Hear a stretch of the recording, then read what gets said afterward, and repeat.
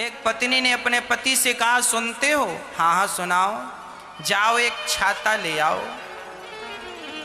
पति बड़ा भोला था, पत्नी बड़ी होशियार थी। अक्सर पत्नी ही मार्केट करती थी। आज बहुत दिनों में पति गया है। उसका पति बड़ा भोला भाला था, सीधा सरल। पत्नी ने कहा, सुनो जी, आज फुर्सत नहीं है घर में, जाओ जल्दी से छाता ले आओ बाजार से। और सुनो, ये दुकानदार एक का दो बताते हैं, जितना दुकानदार का है उससे आधा रेट लगाना, आधे भाव में खरीदना। हाँ हाँ तुम्हारी बात मानता हूं, जाऊंगा। पत्नी ने पैसे दिए, चला दुकान पहुंचा। भैया छाता दो। छाता वाले ने कहा, ये रहा छाता। क्या भाव है? 20 रुपए का।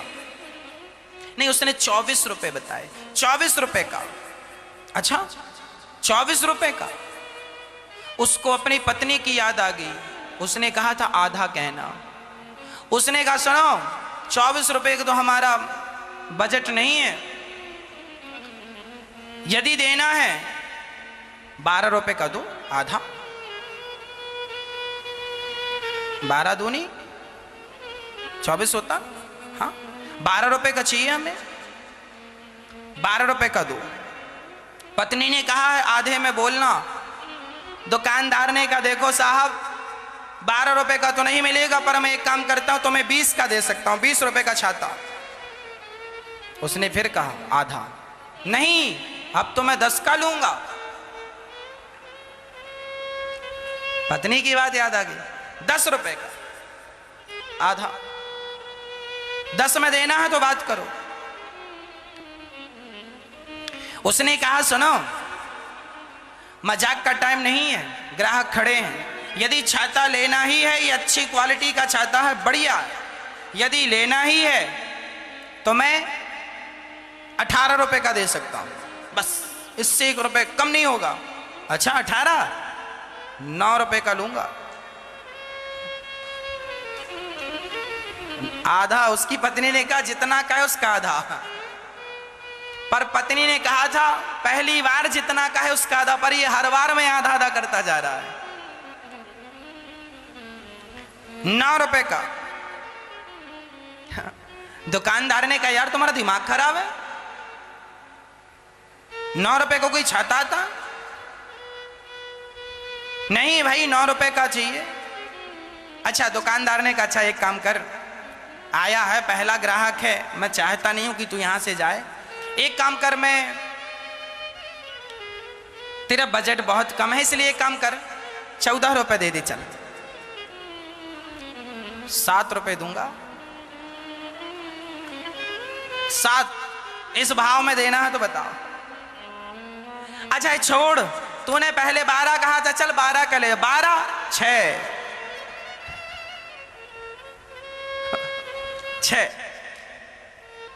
उसने छाता अंदर रखा, चल यहां से भाग। यह आदमी एक भाव में स्थित नहीं है, एक भाव में टिका नहीं है, इसलिए एक भाव में टिका नहीं था तो इसे छाता नहीं मिला। तो जो आदमी एक भाव में नहीं टिकेगा उसे भगवान कैसे मिल जाएंगे? इसलिए भगवान के भाव में टिकना पड़ेगा। वह एक विश्वास, वह एक कृष्ण का भाव, वह एक प्रेम का भाव, उस प्रेम में टिकना पड़ेगा। अमीरी आवे, गरीबी आवे, सुख आवे, दुख आवे, पर उस हाल में भगवत भाव में टिके रहो। जैसे सुदामा के जीवन में कितना संकट आया पर उन्होंने कृष्ण को नहीं छोड़ा और अंत में उनको भगवत प्राप्ति हुई। अब सुदामा भी कहते, यार इतना भजन करने पर भी इतनी गरीबी है, खाने को रोटियां नहीं है, चलो छोड़ो, कृष्ण के भजन से क्या होता है। तो फिर हम और आप सुदामा की कथा सुनाते और आप सुनते।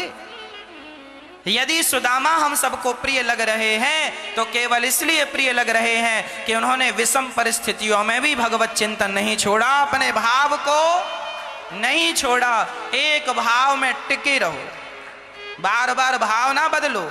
कई लोगों के भाव बार बार बदल जाते, जैसे इस आदमी के छाता के लिए बार बार भाव बदल गए। अच्छा महाराज जी राम जी की पूजा कर लें कि कृष्ण जी की कर लें?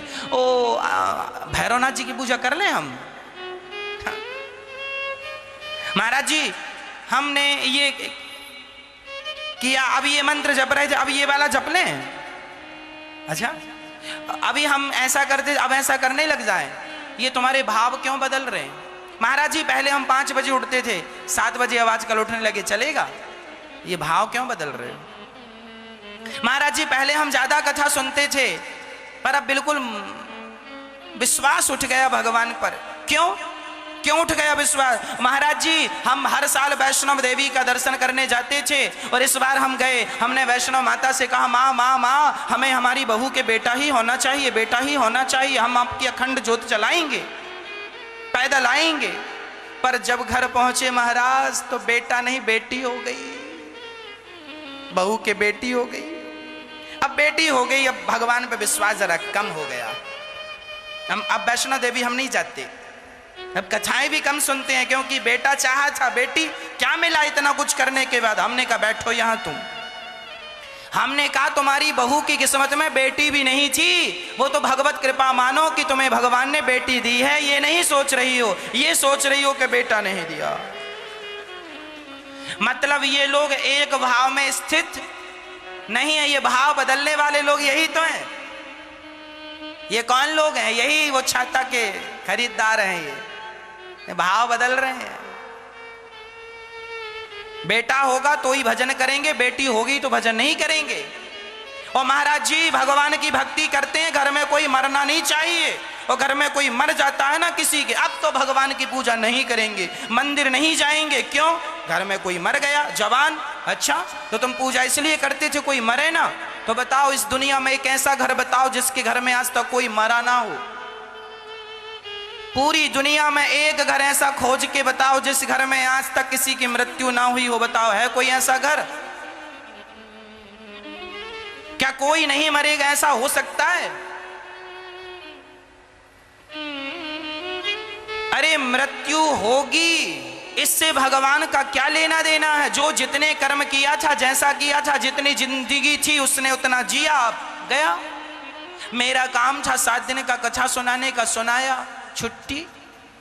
उसी प्रकार इस जिंदगी में आप आए हो कुछ अच्छा करने, ईश्वर ने वक्त दिया है 50 साल 100 साल का समय, कार्यकाल पूरा हुआ, जाओ 5 साल पूरे हुए, फिर चुनाव होंगे। जनता ने नेता चुना केवल 5 साल के लिए, कार्यकाल पूरा हुआ, गए कि नहीं, फिर चुनाव लड़ेंगे। उसी तरह ईश्वर ने तुम्हें कार्यकाल दिया है, नेताजी का कार्यकाल 5 साल का होता है, हमारा और तुम्हारा कार्यकाल 25, 50, 100 सालों का होता, बस इतना ही अंतर है। और सबको कार्य करने के लिए नियुक्त किया गया। नेताजी बनाए गए थे इसलिए कि ये समाज की सेवा करें, पर सेवा ना करके शोषण करने लगे तो अगली बार जनता थोड़ी साथ देगी। सेवा करने के लिए गद्दी दी जाती है, शोषण करने के लिए नहीं। इसलिए उसी प्रकार ईश्वर ने तुम्हें मनुष्य बनाया है सेवा करने के लिए, माँ बाप का शोषण करने के लिए नहीं, गरीबों का शोषण करने। यदि यदि यदि शोषण करोगे तो यह गद्दी छिन जाएगी, अर्थात मनुष्य के जन्म से हाथ धो बैठोगे और करोड़ों जन्म के लिए भगवान तुम्हें कुकर सूकर की योनि में भेज देंगे। जाओ, ये कार्यकाल है, आपको कब मरना है? कार्यकाल जिस दिन पूरा हो जाएगा चले जाओ। तो भगवान की भक्ति का अर्थ ये नहीं है कि तुम्हारे घर में कोई मरेगा नहीं, अरे मरेगा, पर धैर्य रखना, तुम्हें भी मरना है, हमें भी मरना है, सब भगवान के घर से आए हैं और सब भगवान के घर ही जाएंगे, कोई अलग कहीं नहीं जाता। यह ईश्वर की व्यवस्था है। जरा सोचो कि आपकी सास अभी तक जिंदा होती और सास की सास भी अभी तक जिंदा होती और उसकी सास भी अभी, अब सोचो मौत ही ना होती और पैदा होते रहते पैदा हो, मरे कोई ना, तब सोचो फिर आपके घर में कितनी सासें होती। बहू की तो कमर टूट जाती पांव पड़ते पड़ते, सास की सास की सास की सास की सास की सास, तो कहाँ बैठते, एक के ऊपर एक बैठते, फिर सास की जैसे घड़ा एक के ऊपर एक नहीं जमा देते, ऐसे सास के ऊपर सास, सास के ऊपर बैठी होती, फिर घर में जगह ही नहीं थी। अब 10 बाई 10 के कमरे में कितनी सासें सो लेंगी बताओ? और आपकी 20-25 सासें जिंदा होती अभी तक, तो क्या होता फिर? तो ये जो मौत है ना, ये भी ईश्वर की साफ सफाई है, व्यवस्था है। इस संसार में सब निश्चित है, सब सच्चाई यही है। अब कोई सच्चाई को माने ना माने, भगवान को दोष ना देना। हर व्यक्ति अपने अपने कर्मों का फल भोगता है।